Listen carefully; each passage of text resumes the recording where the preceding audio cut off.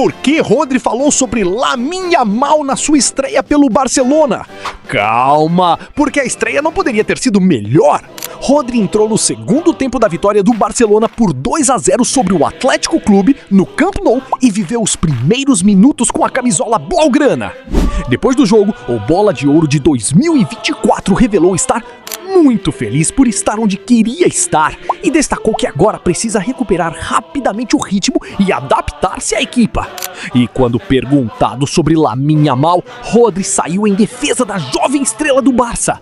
Mesmo sem marcar, Rodri afirmou que Lamine Yamal teve uma grande atuação e garantiu que os gols vão sair no momento certo. Agora fica a pergunta: Rodri será a peça que faltava para este Barcelona dominar a temporada e voltar a vencer a Champions League?